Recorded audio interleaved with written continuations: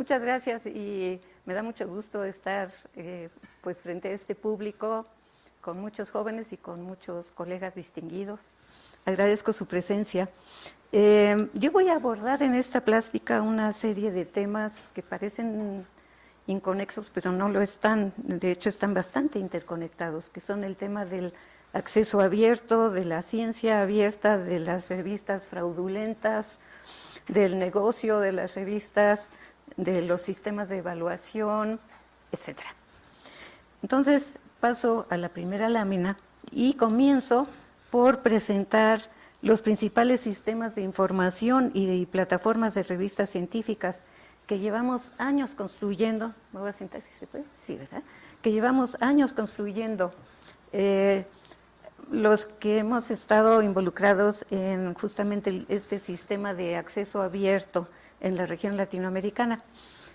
Y a estos que están aquí, Redalic, Biplat, Latindex, Cielo, Amelica, etcétera, Lilacs, se han sumado un creciente número de repositorios universitarios. La UNAM misma tiene muchos repositorios, seguramente ustedes están contribuyendo a ellos.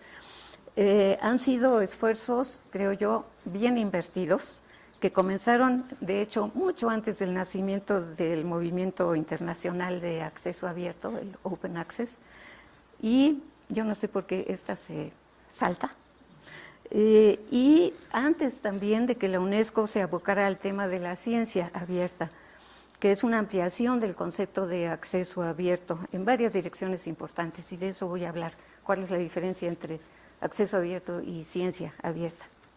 Ahora sí pasamos a la siguiente lámina. Seguramente han escuchado algo acerca de la recomendación de la UNESCO sobre ciencia abierta, y con esta recomendación la UNESCO ha puesto la ciencia abierta definitivamente en el horizonte para beneficio universal. La adopción de este documento, que se llama recomendación y que en realidad trae muchas recomendaciones, por parte de la Conferencia General de la UNESCO en noviembre de 2021, fue la culminación de un proceso bastante largo de consultas regionales, fue muy plural, hubo foros de debate, grupos de trabajo, etcétera, hasta que finalmente se llegó a la elaboración de este documento que fue aprobado por la Conferencia General y que vale la pena leer. Yo se los recomiendo. Aquí está la liga, ¿no? Tiene muchos conceptos interesantes. Yo voy a mencionar unos cuantos. Voy a mencionar, de hecho, los puntos más destacados del documento. En el marco de la recomendación, ustedes se han de preguntar, bueno, ¿qué es eso de ciencia abierta? Y había que empezar por la definición, porque no todos entendemos lo mismo. Y en el marco de la recomendación, la ciencia abierta es un concepto inclusivo que combina diversos movimientos y prácticas con el fin de que, uno, si se ve, no sé, se ve, quizás se podría, ¿sí? ¿Sí lo ven? No hace falta cerrar, apagar un poquito, oscurecer un poco. ¿Cómo dices? ¿Cómo dices, Pepe? Ah, no sirven las cortinas. Bueno, pues entonces requeriremos un esfuerzo de parte de ustedes. ¿Sí se ve? Ah, bueno. Entonces, en primer lugar, que los conocimientos científicos multilingües estén abiertamente disponibles, accesibles y reutilizables.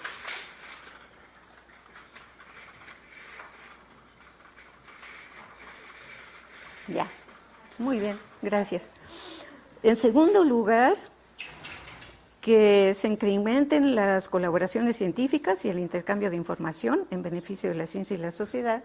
Y en tercer lugar, ahí arriba, que se abran los procesos de creación, evaluación y comunicación de estos conocimientos a los agentes sociales interesados, más allá de la comunidad científica tradicional. Y todo esto, naturalmente, guiado por los valores y principios que forman parte de la UNESCO. Uno podría decir, esto sale sobrando, decir eso. Bueno, conviene tenerlos presentes durante todo el proceso de la implementación de la recomendación y asegurar que se respeten en cada paso y por todos, porque el panorama actual nos hace ver que esto último no puede darse por sentado, por lo que hay que defenderlos activamente. Y simplemente pues les voy a decir así desde la visión que he adquirido en el contexto internacional. El primero, el de la calidad e integridad, es un valor que defienden sobre todo los países que tienen sistemas científicos más desarrollados, que tienen más recursos, etcétera. Pero no se preocupan tanto, justamente esos países, por los que siguen los valores de beneficio colectivo, de equidad y justicia, de diversidad e inclusión, ¿no? Entonces ahí ya empieza a haber diferencias y eso ha dado lugar pues a muchos debates y a veces a situaciones, digamos, de conflicto. Y ahí del lado derecho tienen ustedes los principios que van acordes con estos valores. La ciencia abierta naturalmente comprende todas las disciplinas científicas en el sentido amplio de la palabra, ¿verdad? Y abarca todos los aspectos de las prácticas académicas, no solamente las publicaciones, y eso es una característica importante, una diferencia entre lo que es el acceso abierto a las publicaciones y lo que es la ciencia abierta. ¿Qué significa la apertura de la ciencia, ¿no? Se basa en 4 pilares clave. El primero es el de las infraestructuras de investigación, las infraestructuras compartidas, tanto virtuales como físicas, que son necesarias para apoyar la ciencia abierta. Si no se cuenta con infraestructuras, pues difícilmente puede uno contribuir a ella, ¿no? Luego está, por cierto, que no deberían tener, de acuerdo con los principios de la UNESCO, no deberían tener fines de lucro y deberían garantizar en la medida de lo posible el acceso permanente e irrestricto, permanente, o sea, de largo plazo. Luego, el segundo pilar lo constituye la participación abierta de los agentes sociales y se refiere a la colaboración ampliada entre los científicos y los agentes sociales más allá de la comunidad científica, haciendo el proceso científico más inclusivo y accesible para el conjunto de la sociedad. El tercero es el diálogo abierto con otros sistemas de conocimiento, reconociendo la riqueza de estos y la diversidad de los productores de conocimiento. Se trata de promover la inclusión de los conocimientos de investigadores tradicionalmente marginados y de mejorar las interrelaciones entre las diversas epistemologías, en adhesión, naturalmente, a las normas internacionales de derechos humanos, incluidos los de los pueblos indígenas y las comunidades locales. El cuarto pilar y último es el conocimiento científico abierto, que se refiere, ese sí, al acceso abierto a las publicaciones científicas, los datos de investigación, los metadatos, los recursos educativos abiertos, los programas informáticos, los códigos fuente, los equipos informáticos, toda la infraestructura. El conocimiento científico abierto se refiere también a la posibilidad de abrir las metodologías de investigación y los procesos de evaluación. Bueno, pues como pueden ver ustedes,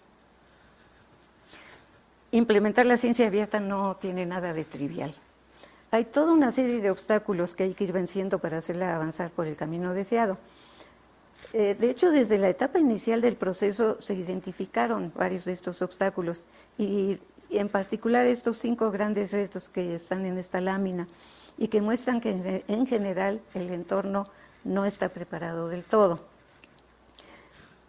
Vean ustedes lo que se requiere: cambiar la cultura científica convencional, crear las capacidades humanas e institucionales necesarias para pasar al acceso abierto, a la ciencia abierta, disponer de las infraestructuras científicas abiertas, incluida la conectividad a Internet, naturalmente, alinear los incentivos y revisar los criterios de evaluación de la llamada excelencia académica, y abordar las consecuencias negativas o no deseadas de las prácticas de ciencia abierta. Bueno, pues para ello, por los problemas que hay para implementarla, la UNESCO ha creado unos grupos de trabajo plurales y abiertos, en los cuales, por cierto, todos los aquí presentes están invitados a participar. Son abiertos. Y pueden ustedes ver toda la información y registrarse, etcétera, en el sitio web de la UNESCO sobre ciencia abierta. Estos grupos tienen la tarea de identificar las necesidades concretas, los huecos, también las buenas prácticas existentes, porque las hay, en 5 áreas de impacto, que son el monitoreo, la capacitación para la ciencia abierta, las infraestructuras, los incentivos y financiamientos y las políticas e instrumentos para la ciencia abierta. Una de las preocupaciones principales es que, aun con las buenas intenciones, la ciencia abierta podría, más que cerrar, ampliar la brecha entre los países tecnológicamente más avanzados y los países con infraestructura digital precaria. A medida que Internet se convierte en un terreno de juego para el monopolio corporativo, que es lo que ha sucedido últimamente, se han puesto de manifiesto los peligros y los abusos de la idea de información libre, con implicaciones importantes para la forma en que se conceptualiza ahora la apertura de la ciencia. De hecho, el uso dominante del inglés como código de interoperabilidad, ya no solo de lenguaje de comunicación, sino de código de interoperabilidad al nivel mundial, está promoviendo ya aún mayores asimetrías a las existentes, atentando contra la diversidad bibliográfica y contra el multilingüismo, que son consustanciales para el avance equitativo de la ciencia.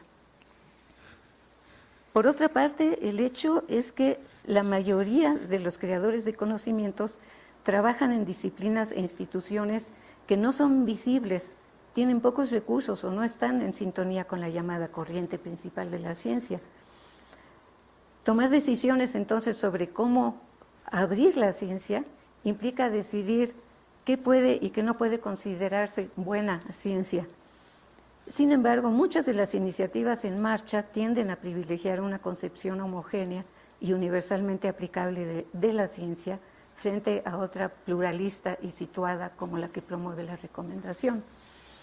Respecto a esto último, déjenme platicarles brevemente sobre la experiencia con el estudio emprendido por el Inter-Academy Partnership, que es el IAP es una red mundial de más de 140 academias de ciencias, ingeniería y medicina.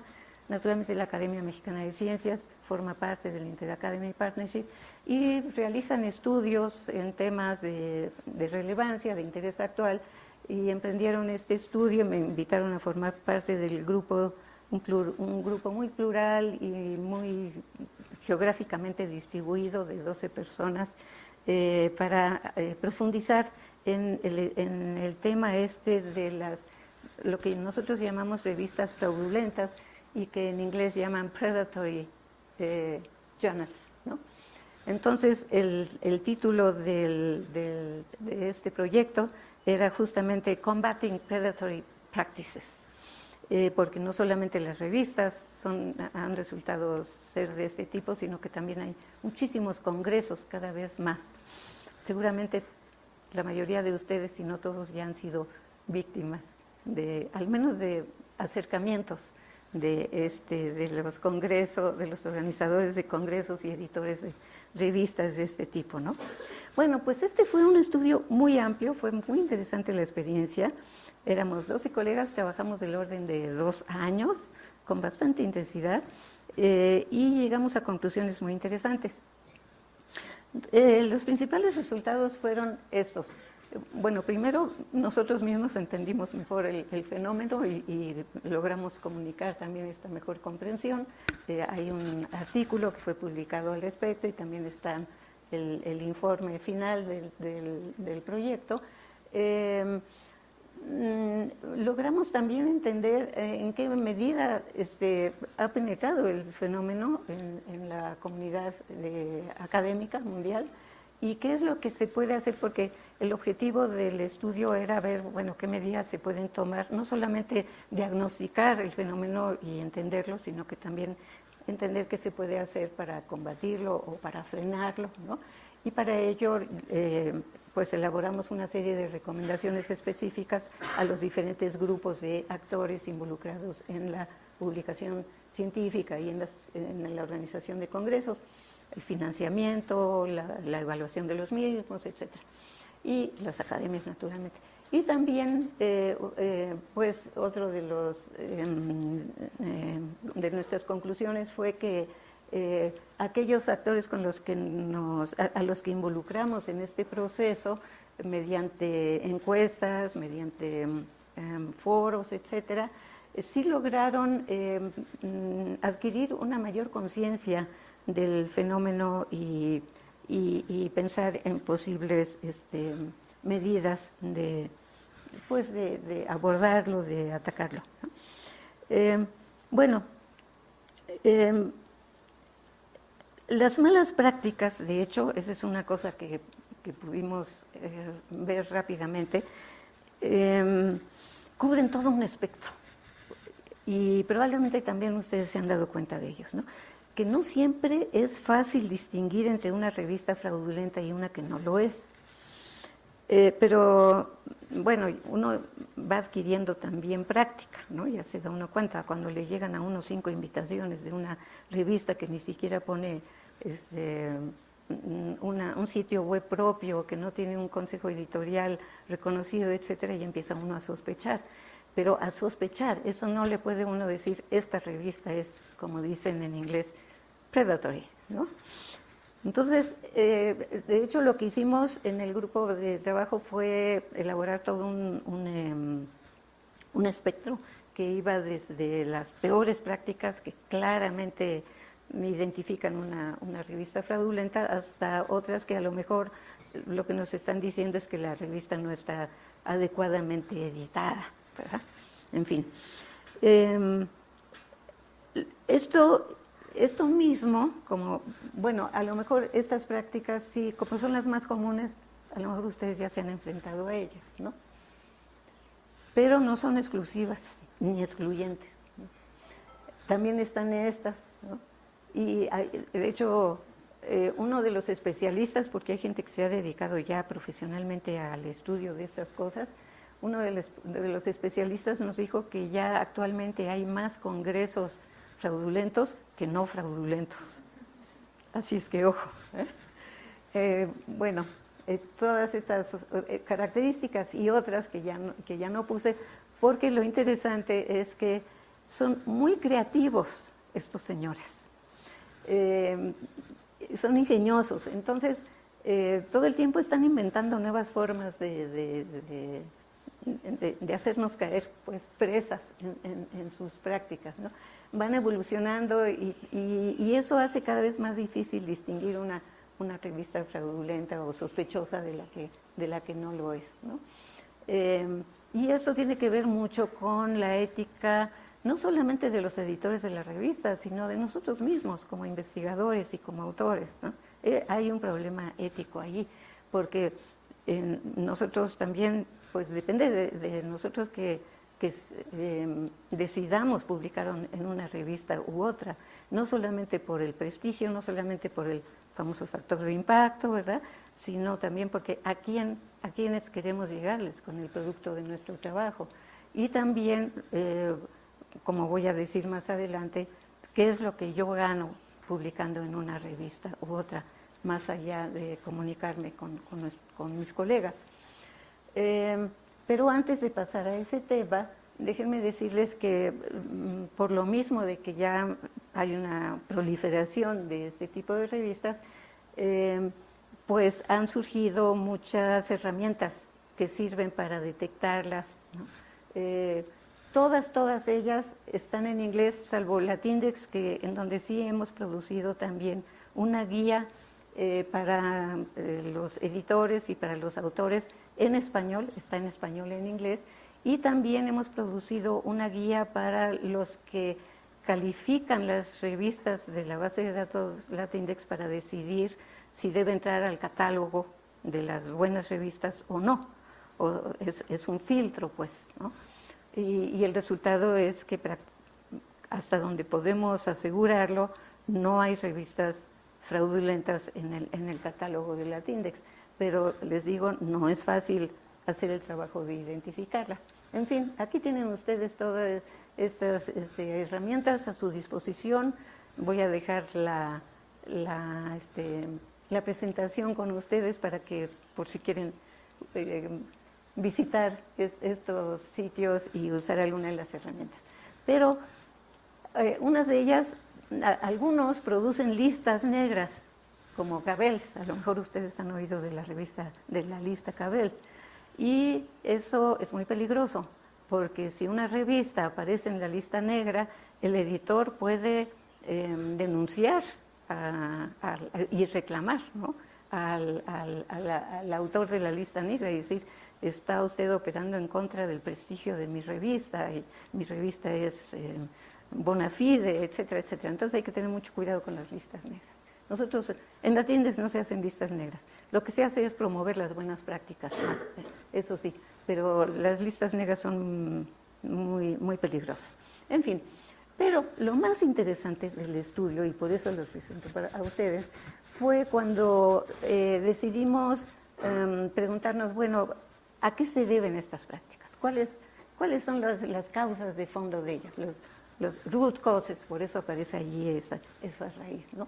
Y identificamos, sin mucho debate entre nosotros, eso fue muy interesante, que veníamos de muchos lados, pero rápidamente llegamos a un consenso respecto a las principales causas. En primer lugar, la monetización y comercialización de la empresa académica y en particular del negocio de las publicaciones, ¿no?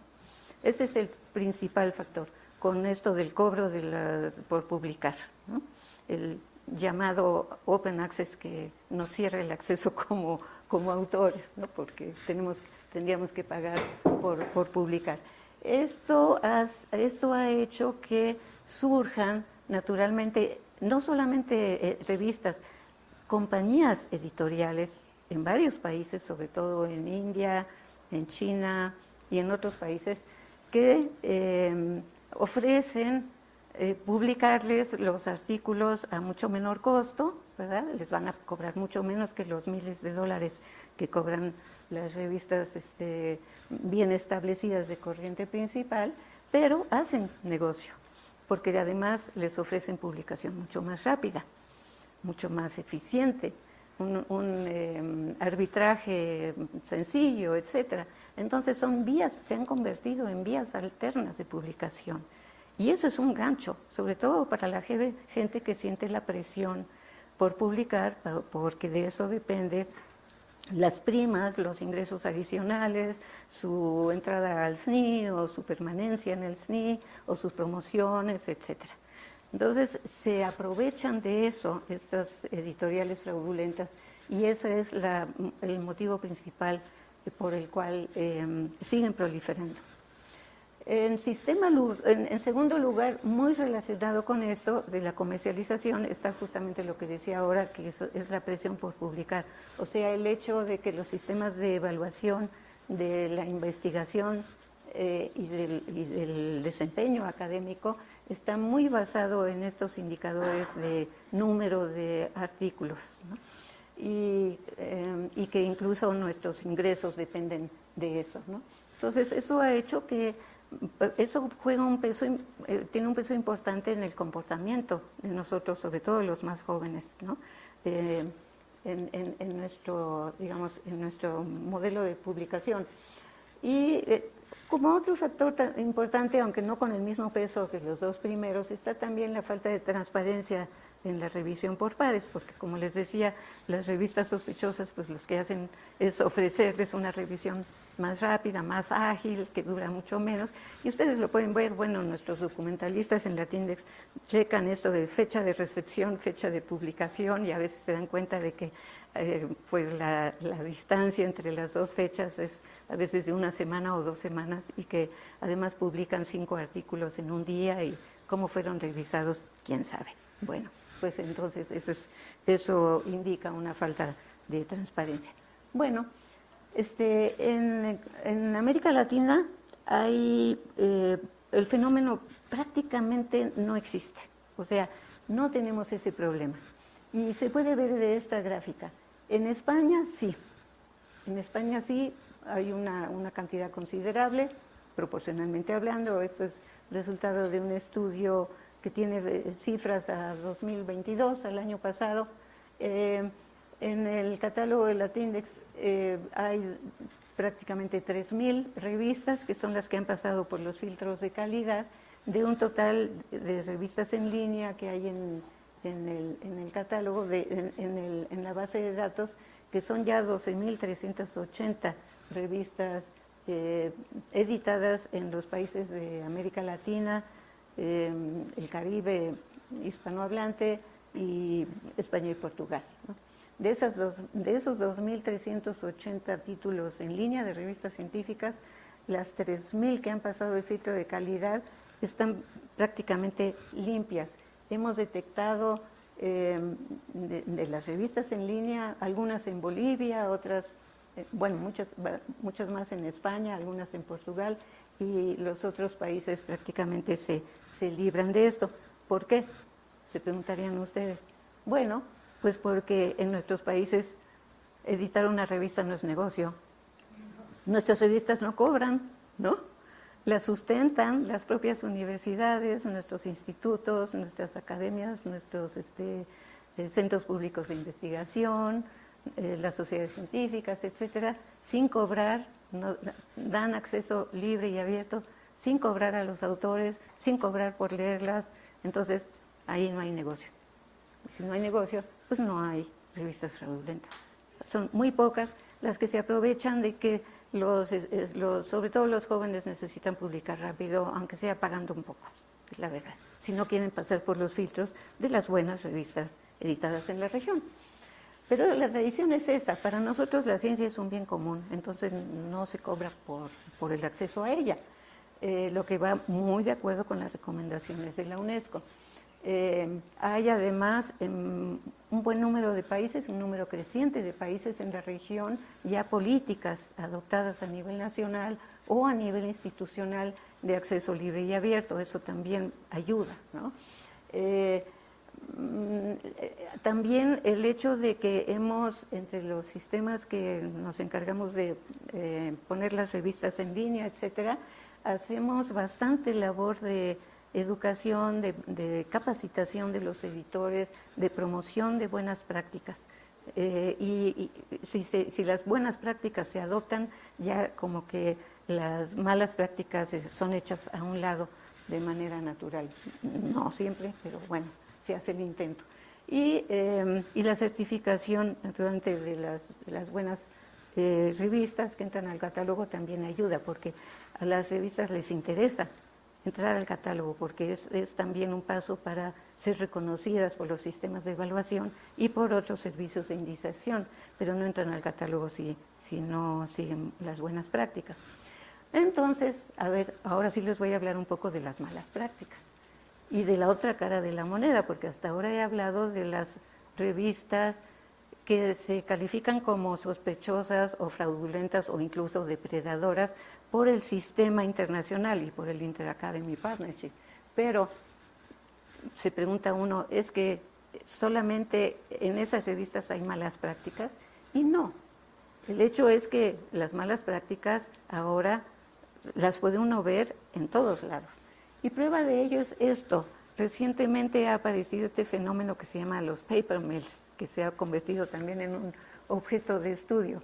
¿Qué pasa? Bueno, pues hay toda una serie, ¿verdad?, de malas prácticas en el sistema internacional de las revistas, ¿verdad?, que consiste en, pues, envío de manuscritos terminados a una revista a cambio de una cuota, un manuscrito que ya tenía uno listo, que incluso ya había uno publicado en otro lado, ¿no?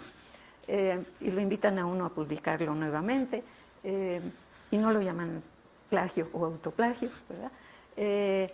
Se venden puestos de autoría en investigaciones legítimas, ¿eh? Y eso lo hacen las revistas legítimas, autorías por contrato, fabricación de datos, o tú me citas y yo te cito, seguro les ha pasado, ¿verdad?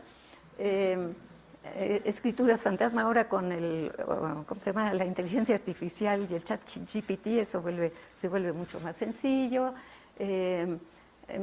Números especiales de revistas, ¿verdad?, con coautores subastados, imagínense. Bueno, todo esto, colusión entre, aquí abajo debía decir, entre editores y autores, también, lo hay bastante, ¿no? Hay círculos de autores y editores. Bueno, sí, veo que algunos de ustedes asientan, ¿verdad? Sí.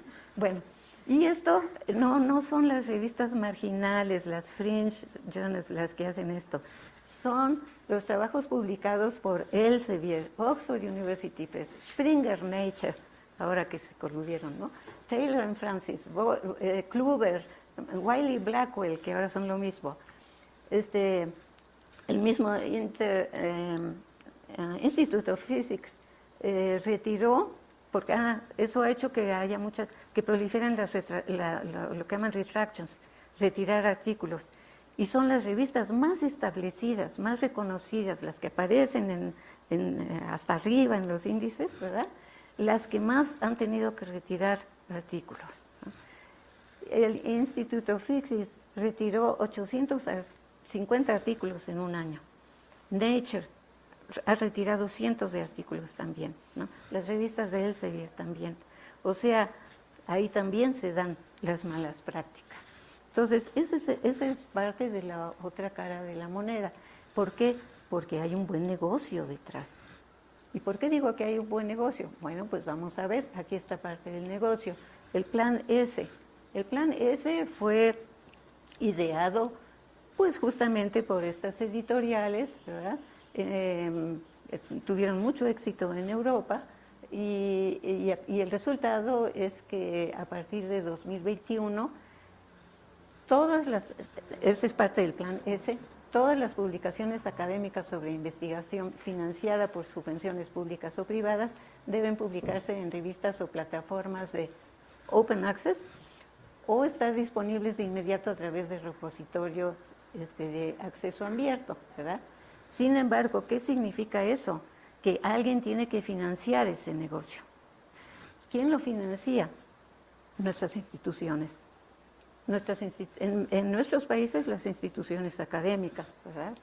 O si bien nos va, pues algún organismo financiador, ¿verdad? En Europa sí existen estos organismos financiadores y en eso se basan, de eso depende el Plan S, de que la Wellcome, ¿verdad? Y la Unión Europea, etcétera, aporta dinero y financia las grandes editoriales como Elsevier, Springer Nature, etcétera, con lo cual se cierra el círculo del negocio y en el cual nosotros no tenemos una entrada, porque para nosotros no es negocio y no tenemos esos recursos. Bueno, pero hay formas que han ideado los colegas de la Coalition y los que han ideado el Plan S, para también incluirnos a nosotros en su plan, que es lo que se llama los acuerdos transformativos, ¿no? Que son contratos firmados entre las instituciones académicas y los grandes consorcios editoriales, que no son más que unos cuantos, ¿no? Se pueden contar con los dedos de una mano, para que sean nuestras instituciones las que paguen los APCs y los pagan a través de estos acuerdos transformativos de antemano, por anticipado. Con lo cual nos dan espacio para publicar un cierto número limitado de artículos en ciertas revistas, ¿no? Bueno, pues significa que nuestras instituciones tienen que seguir pagando y financiando estos consorcios editoriales fuera de nuestros países. Las ganancias de la industria son impresionantes.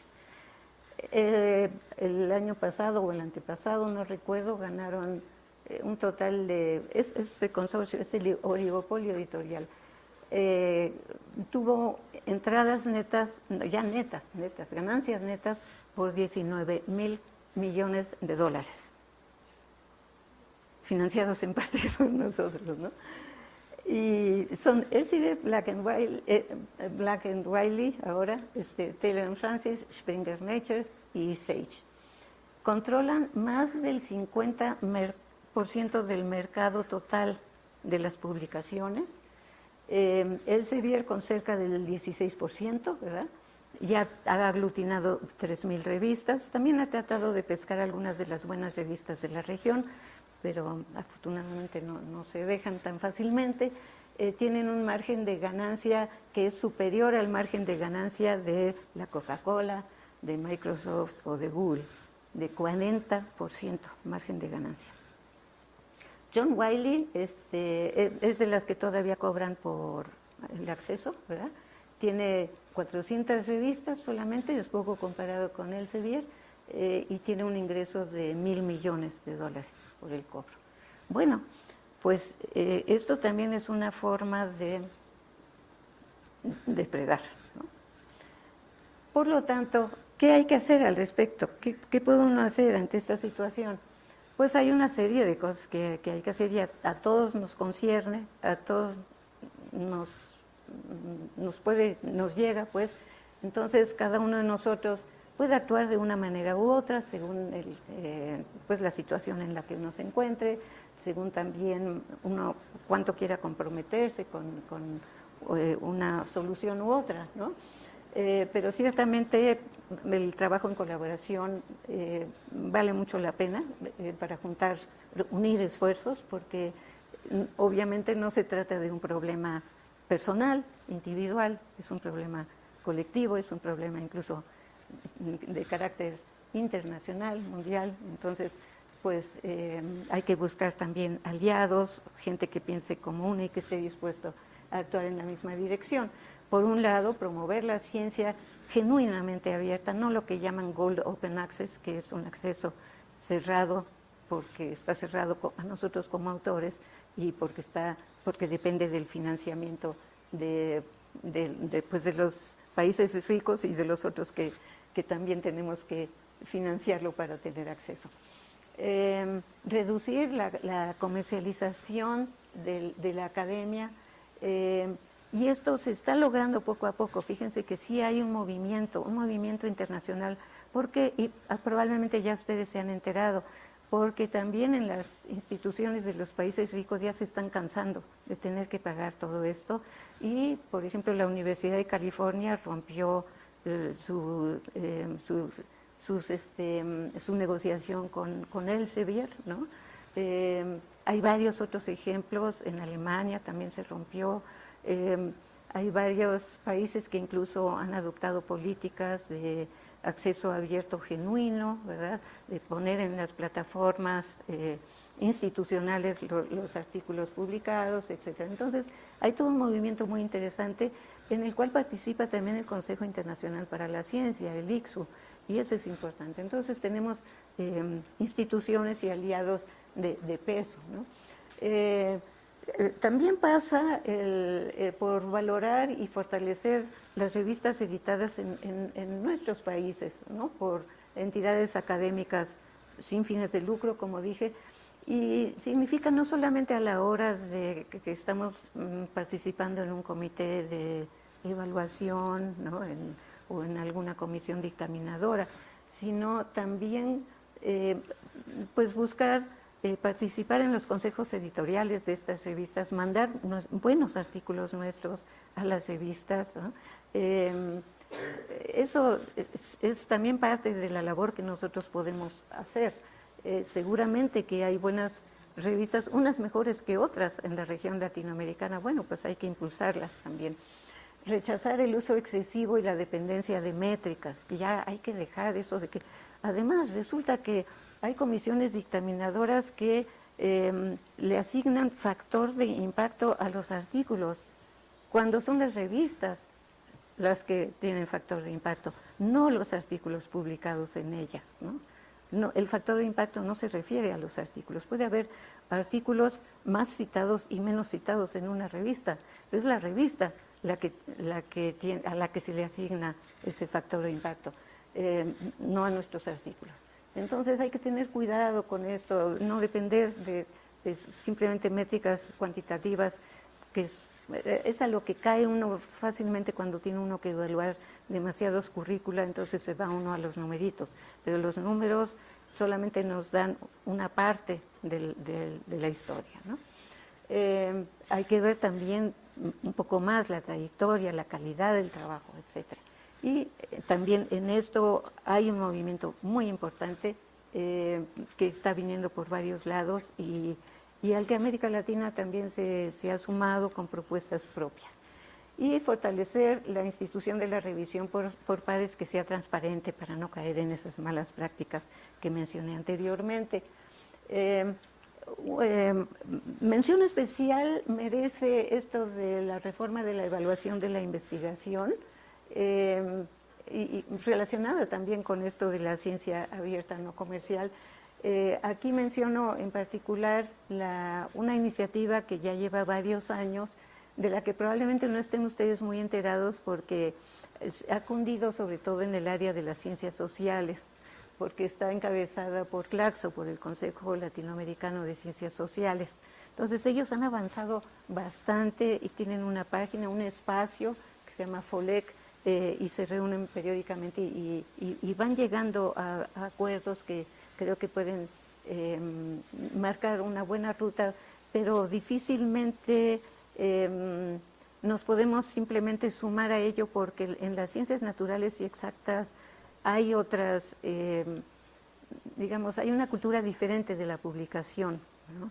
Y tenemos que ver más hacia cuáles son las especificidades de nuestra forma de publicar y cómo podemos nosotros también avanzar hacia una evaluación más justa de nuestro trabajo, cuáles serían para nosotros los criterios naturales que no dependan tanto de estas métricas, además impuestas por sistemas comerciales con fines de negocio, con fines comerciales, no con fines académicos. En fin, otra cosa que ha pasado en la región es que pues nos hemos reunido, nos hemos adherido a todos los sistemas regionales de información que hay en la región, nos hemos adherido a la Declaración de San Francisco, que probablemente conocen ustedes, ¿no? La DORA, ¿no? ¿Sí la conocen? Sí. No, pero ahí sigue, ¿no? Y sí, ya incluso están en una fase de implementación. Tú sabes de ella, ¿verdad, Pepe? Un poco. No sabes. Ah, porque Bruce Alberts fue el que llevó. Bruce Alberts. No, Bruce Alberts. Bruce Alberts estaba en la National Academy of Sciences cuando se realizó una reunión de biólogos, por cierto, en San Francisco, y él llevó esta iniciativa allá, y de ahí salió la Declaración de San Francisco. Yo estoy eternamente agradecida a Bruce Alberts por eso, porque sí ha tenido bastante peso, nos adherimos a ella naturalmente, y sí hay un liderazgo en la región en el movimiento internacional de ciencia abierta, incluso con un congreso que hubo recientemente en Ecuador y varios países que ya han adoptado políticas al respecto, muy conectadas a la cuestión de la evaluación. Yo lo quisiera dejar aquí porque ya es casi la hora de que, bueno, no de que empezó mi plática, de que estaba programada, pero sí les ofrezco una bibliografía interesante. Aquí está la guía para la identificación de las revistas espurias que las mencionaba. No las calificamos como depredadoras, sino simplemente espurias, ¿verdad? Porque depredador nos suena un poco duro, la verdad. La Declaración de San Francisco, para los que no la conozcan, está en inglés, pero también la hemos traducido al español. Un trabajo que, para mi sorpresa, ha tenido mucho impacto y ahora es uno de mis trabajos más citados, fíjense, más que mis trabajos de mecánica cuántica. Es con Eve Besuri y Jean-Claude Guédon, dos excelentes amigos, muy conocedores de este tema, y le pusimos el título Excellence or Quality, Impact of the Current Competition Regime on Science and Scientific Publishing in Latin America and its Implication for Development. Resulta que sí es muy citado por gente no solamente de nuestra región, también de otros lados, de Europa del Este, de Asia, de África, hasta de Europa. Bueno, este informe del Consejo Internacional para la Ciencia, que está firmado por Geoffrey Bolton, su presidente, que se llama Opening the Records of Science, Making Scholarly Publishing Work for Science in the Digital Era, que es un bonito documento y muy representativo de la comunidad científica internacional, que nos hace ver que no estamos solos en esto, que sí hay todo un movimiento al que nos podemos sumar. Este otro también del Consejo Internacional para la Ciencia, que se llama El futuro de la publicación científica, con principios, un artículo, un informe sobre esto de los paper mills, producido por COP, que es el Committee on Publishing Ethics del Consejo Internacional para la Ciencia. Uno muy bueno sobre la democratización, ¿verdad? O preying on researchers, ¿verdad? Hacia dónde va el acceso abierto. Juan Pablo Alperín es una persona que trabaja en Canadá, pero que ha apoyado mucho a los países latinoamericanos, a los editores sobre todo. Él es de los creadores del sistema que se llama Open Journal System, que es una plataforma en línea que se usa para poder gestionar una revista. Entonces, cualquier editor latinoamericano de una revista científica conoce el Open Journal System y él es uno de los creadores.